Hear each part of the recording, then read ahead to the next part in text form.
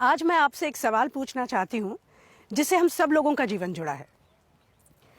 कौन से ऐसे प्रोफेशंस हैं जिनकी जीवन में हमें बार बार जरूरत पड़ती है? Doctor, teaching, social service. मैं फिर से पूछती हूँ, जरा सोच के बताइए, कौन सा ऐसा प्रोफेशन है जिससे विश्व के हर व्यक्ति का जीवन जुड़ा हुआ है? Politics, media, oxygen.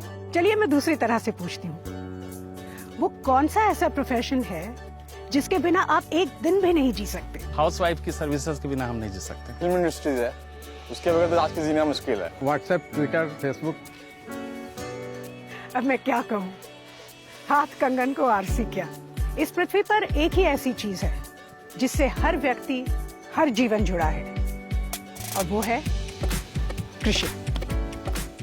हमारी रोजमर्रा की जिंदगी में हमें डॉक्टर्स, लॉयर्स, इंजीनियर्स की कभी कभी जरूरत पड़ती है, लेकिन जिसकी हमें हर दिन, हर पल जरूरत पड़ती है वो है किसान।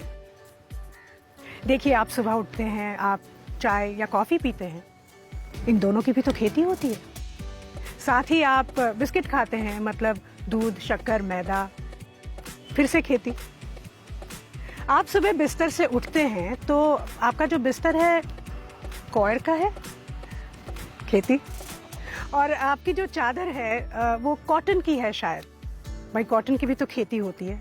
और आपके सिरहाने रखा वो टेबल लैंप, उसका लैंप शेड जूट का है ना।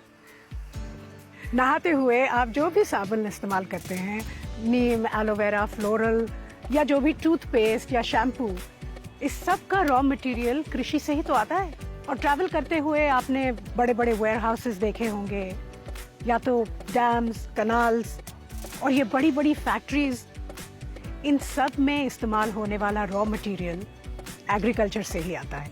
और रात को दूर आसमान में वो चमकता हुआ तारा जब आप देखते हैं, वो दरअसल तारा नहीं बल्कि एक सैटेलाइट है, और वो भी इस एग्रीकल्चर के नेटवर्क का एक हिस्सा है। तो जमीन में दबे बीज से लेके आसमान में सैटेलाइट तक हमारा जीवन पूरी तरह से कृषि से घिरा हुआ है। कृषि एक वैदिक शब्द कृषि से निकला हुआ है, जिसका अर्थ है जमीन जोतने की क्रिया। जब विश्व में बाकी और सभ्यताएं बसी भी नहीं थी, तब भारत कृषि में एक अग्रणी सभ्यता थी। इतना ही नहीं, बल्कि भारत में कृषि से रिलेटेड इन्वेंशंस, डिस्कवरीज और रिसर्च हुआ, जिसने पूरे विश्व को कृषि का ज्ञान दिया।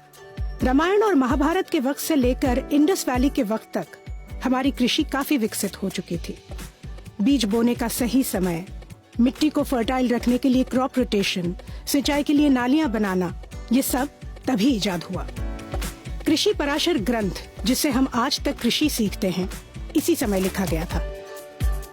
अथर्ववेद में कृषि को मानव का दर्जा दिया गया है, इसलिए हम इस धरती को अपनी माँ कहते हैं, और बड़े ही गर्व से इस जमीन को भारत माता कहते हैं।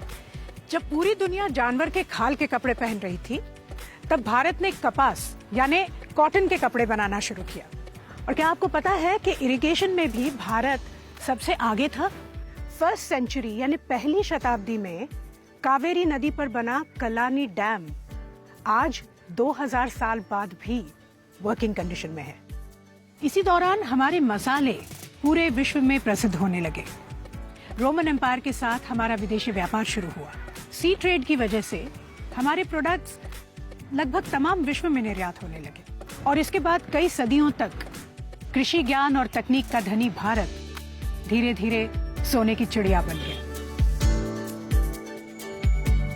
और सोने की चिड़िया को किसी न किसी की नजर तो लगनी ही थी।